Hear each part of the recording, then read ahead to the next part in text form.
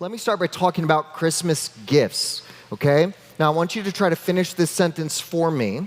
When it comes to gifts, go ahead and go to the next slide, mate. When it comes to gifts, it's the blank that counts. What is it? Thoughts, okay? Congratulations. You can all pat yourself in the back. Right? This is what we say here. I know we've got people visiting from all over the globe here tonight. What we tend to say here is when it comes to gifts, it's the thought that counts. And what we're trying to communicate in that sense is that, it's not about the thing, right? It's about the relationship behind it. The heart of the person that says, man, I thought of you and I got something for you, okay? When it comes to gifts, it's the thought that counts. But have you ever gotten a gift and your first thought was, what on earth were they thinking, right? You ever got a gift like that? Don't raise your hand, especially if the person's here next to you. Just do it like this. I'll see you, all right? You ever got a gift and you just think, oh my gosh, what were they even thinking? I'll tell you about mine. The year that my mother, I was 15, and she got me pleated jeans. Here's a photo if you're not sure what those look like. Somebody at JCPenney convinced her it was going to be the hot new fashion for that year. Spoiler alert, friends, it was not, okay? It is not, it has never been. Whenever we talk about gifts, we talk about this idea, it's what is behind the gift. It's the thought that matters. So let's talk about the original Christmas gifts. Now, when we talk about the original Christmas gifts, we often go back and we think of the Christmas story of the wise men, and the way that we tell it is not the most biblically accurate. It's these three people. In fact, you see it in most nativity sets, typically three. They come when Jesus was a baby. It was actually probably a large group of people coming from where modern-day Iran is, and they came about year one, okay? So Jesus was not an infant. They came when he was, I know it doesn't make for as good as songs, but that's actually the more historically accurate. And it probably wasn't three. We say there was three wise men because there was three gifts, but they brought gifts as a symbolic gesture. Now, here's your quiz. Do you know what the three gifts are? Gold, frankincense, and myrrh. Let's talk about this for a moment, because what was the thought behind these gifts? You ever wondered that? They're kind of odd things to do. You're going to show up to Bethlehem, and, Jesus is probably, starting to toddle around at this point. And you go up and you go to this couple. You show up. You're a delegation from another country, and you go, here's a bar of gold. Here's frankincense and myrrh. These are oils, spices, and you're handing this to them. They're going, thank you? Like, does this have a return receipt? What do I do with this? Why were these gifts chosen? It wasn't just what they had. There wasn't a Christmas wish list out there. It was very specific. What was the thought behind this? The thought comes not just in this story, but actually it's part of prophecy from the book of Isaiah. Isaiah says this, arise, shine, for your light has come, and the glory of the Lord has risen upon you. For behold, darkness shall cover the earth, and thick darkness the peoples. But the Lord will arise upon you, and his glory will be seen upon you. And nations shall come to your light, and kings to the brightness of your rising. They shall bring gold and frankincense, and they shall bring good news, the praises of the Lord.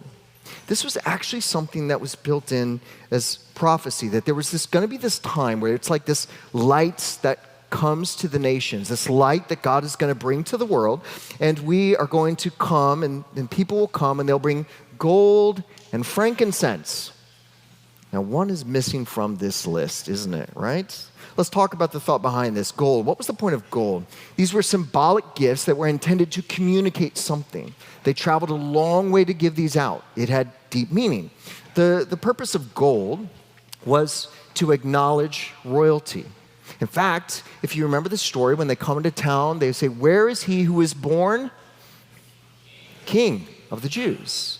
It was to acknowledge royalty, and this was a traditional gift that you would give royalty. It's a way to say, Jesus, our King.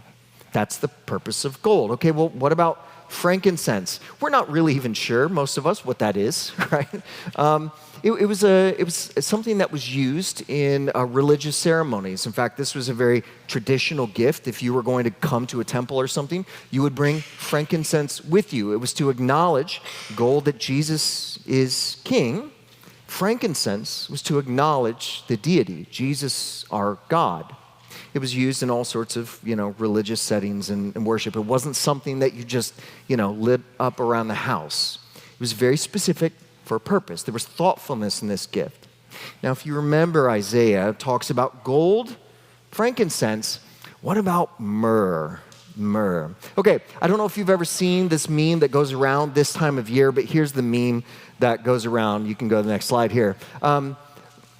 Wise men who brought myrrh thought that they all agreed on a spending limit. You ever seen that?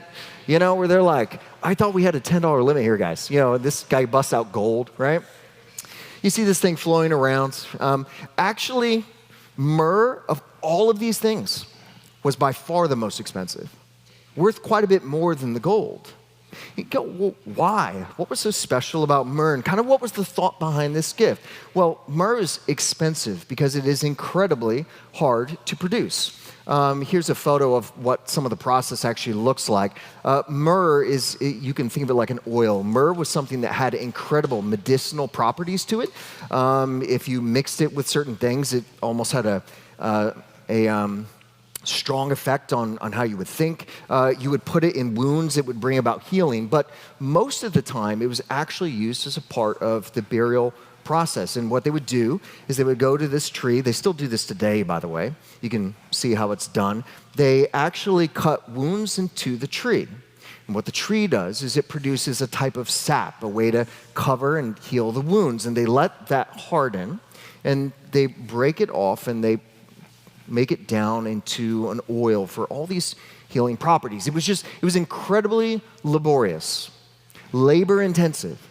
Of all the gifts they brought, it wasn't actually the gold, a recognition of Jesus as king. It wasn't just the frankincense, a recognition, this prophecy of Christ as God, not just man or religious leader, but actually God come to this earth. And myrrh. Myrrh was the most mysterious of them. It's this idea about Jesus, our sacrifice. See, myrrh wasn't an expected one on the list. It's one thing to acknowledge that Jesus is a king. Where is he who was born king of the Jews? It's another thing to acknowledge that he's this miraculous God with us, Emmanuel, the presence of God, frankincense. But the unexpected twist, the thing people didn't see coming, was myrrh.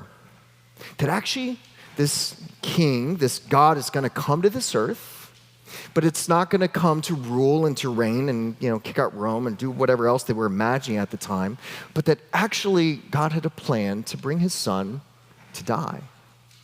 And this myrrh became kind of a loaded symbol handed over to Mary and Joseph, who I'm sure found themselves wondering at what all of this meant. This wasn't the only time Jesus was offered myrrh. Actually, one other time in your scriptures, Jesus was offered myrrh. In fact, it comes from later on in the Gospels. This is the crucifixion of Jesus, our sacrifice. And when they had mocked him, scripture says, they stripped him of his robe and put his own clothes on him and led him away to crucify him. As they went out, they found a man of Cyrene, Simon by name. They compelled this man to carry his cross. And when they came to the place called Golgotha, or the place of the skull, they offered him wine to drink mixed with gall. But when he tasted it, he would not drink it. Now, in case you haven't put gall on your shopping list and haven't had it recently, you know what gall is? Gall is myrrh mixed with wine. And the purpose of that it was almost a narcotic level, that when you would drink this, it would be a complete numbing out. It would be a complete, almost being not present. In fact, some think that it might have even killed Jesus prematurely. It was intended to be a kind gesture. This is a horrific thing. This idea that Jesus came as king with the right to rule. Jesus came not just as a religious figure or someone with, kind eyes, wonderful, wise words to say, but actually God present with us to share with us what God is like. but that this same child who would grow up to be a man would one day go to a cross, not by accident. From the very beginning, gold, frankincense, and myrrh, this was actually God's plan. And this drink, gall, myrrh, mixed with wine, as soon as Jesus tasted it, he says, I'm not going to have that. Why? Because it wasn't this accident. Jesus didn't go, I can't believe this is happening to me.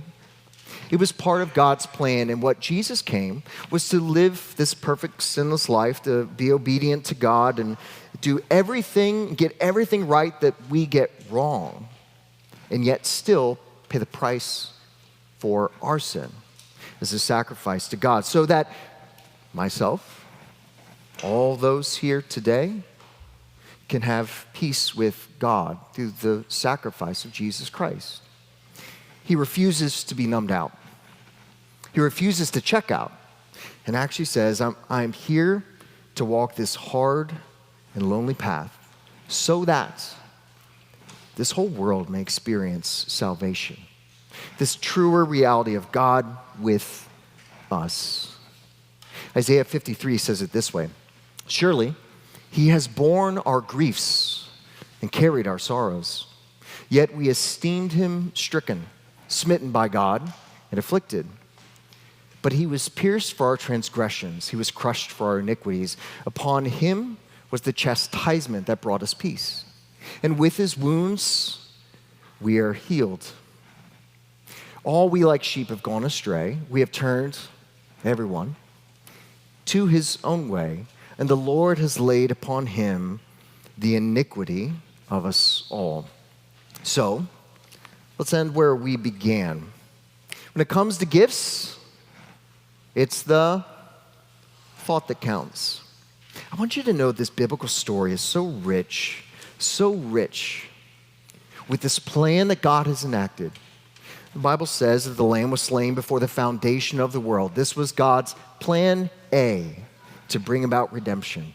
When we come to Christmas, we're not just here to celebrate gifts and a little baby, but this deeper, truer reality of a God with us that came and provided a way so that we could be with him. Friends, this season, whatever gifts you get, whatever gifts you give, I pray that you would receive God's gift of salvation through Jesus Christ. And as Isaiah says, through his stripes, we are healed. Kind of like that tree.